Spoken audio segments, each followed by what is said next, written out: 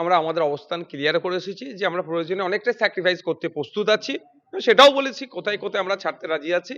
কিন্তু আমাদের core seat আমরা কোনো মতেই ছাড়তে পারবো না। আমাদের যে কোর সিট গুলো আছে সেইগুলো নিয়ে এখনো ফাইনালাইজড হয়নি। বাকি সিটগুলোর অনেক একটা অংশ ফাইনালাইজড হয়ে গেছে। বাকি যেটা আছে সেটার জন্য আমরা অপেক্ষায় আছি। আগে আমার দিকটা ক্লিয়ার করে নিই। আমার সিট নিয়ে যে কোর সিট নিয়ে যে মতনৈক্য হচ্ছে সেটা ক্লিয়ার করি। পরবর্তী পদক্ষেপ কি, কি আছে সেগুলো বলবো।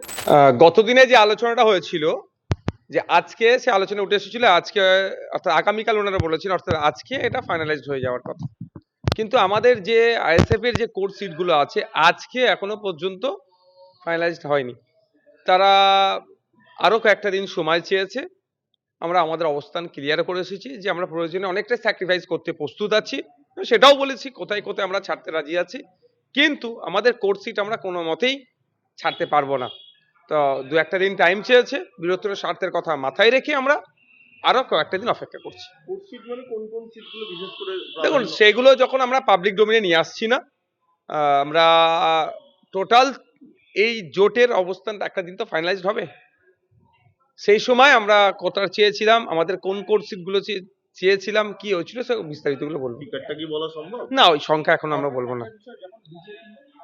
তারা প্রায় প্রার্থী তালিকা প্রায় চূড়ান্ত করে ফেলেছে, সেখানে এখনো বামেদের সঙ্গে আপনাদের এখনো জোটটা নিয়ে এখনো জটিলতা। না, আমরা তো হ্যাঁ আমরা চাইছি স্পিড আপ হোক, কিন্তু আলোচনা তো থাকবেই। আমাদের পার্টির মধ্যেও যেমন আলোচনা আছে, গণতন্ত্রের পরিবেশ আছে, বামেদের মধ্যেও সেটা আছে, সেটা তারা বারবার বোঝাচ্ছেন। আমরা কিন্তু এটা বারবার বোঝানোর চেষ্টা করছি যে এটা স্পিড আপ হোক। তবে বৃহত্তর স্বার্থের কথা মাথায় রেখে বিজেপি তৃণমূল তো আলাদা নয়, তারা ভাগ করে নেওয়ার চেষ্টা করছে। ঠিক যেভাবে 2021-এ এনআরসিসি এর ভয় দেখিয়ে বার করেছে, এবার এসআইআর এর ভয় দেখিয়ে পার করার চেষ্টা করবে। তো আমরা তো ওই রাজনীতি করি না, আমরা মূল্যবোধের রাজনীতি করি। মানুষকে শিক্ষা, স্বাস্থ্য, কর্মসংস্থানের যে বেহাল দশা বাংলার, তার পরিবর্তন করতে হবে। একটা শিক্ষিত ছেলেরা একটা চাকরি তুলে দিতে হবে। শ্রমজীবী মানুষের শ্রমের মূল্যায়ন হচ্ছে না। কৃষকরা উৎপাদিত ফসলের দাম পাচ্ছে না। হসপিটালে গেলে সরকারি ট্রিটমেন্ট পাচ্ছে না। আপনার স্কুলের টিচার না। এই যে অব্যবস্থা চলছে, এই অব্যবস্থার পরিবর্তন করার জন্য একটু স্যাক্রিফাইস করছি। সমস্যাটা কোথায়? নিয়ে নাকি না, ওটা পার্টিকুলার ব্যাপার না। আমি বামেদের সাথে তো আমরা জোট করতে এসেছি। বামেদের সাথে কি আলোচনা হচ্ছে সেটা বলছি। বামেদের সাথে যে আলোচনা দাঁড়িয়েছে সেটা হচ্ছে আমাদের কয়েকটি কোর্স, আমাদের যে কোর্স সিট গুলো আছে সেইগুলো নিয়ে এখনো ফাইনালাইজ হয়নি। বাকি সিট গুলোর অনেক একটা অংশ ফাইনালাইজড হয়ে গেছে। বাকি যেটা আছে সেটার জন্য আমরা অপেক্ষায় আছি। সেই সংখ্যাটা এখনো বলছি না। ওনারা একটা দুটো দিন টাইম চেয়েছে, আর কয়েকটি দিন টাইম চেয়েছে, হলেই হয়ে যাবে। তবে আমরা আশা করছি আমার এইটা দু একদিনের মধ্যে উনি করে দেবেন ওনারা।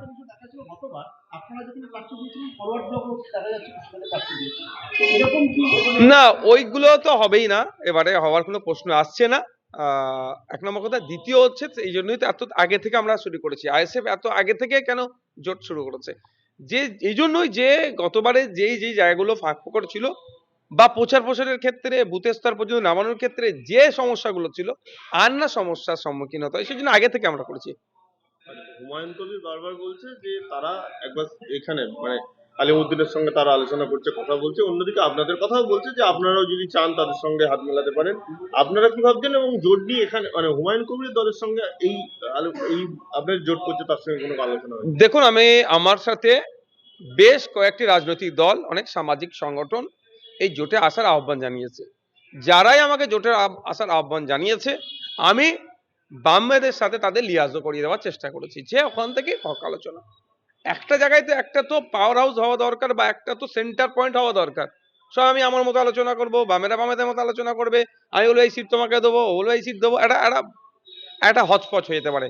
সেন্টার পয়েন্ট হিসাবে আমরা বামেদের দিকে করছি। তো সুতরাং যারা আলোচনা করছে বামেদের সাথেই করছে। দেখুন, সে প্রশ্ন তো অনেক থাকছে।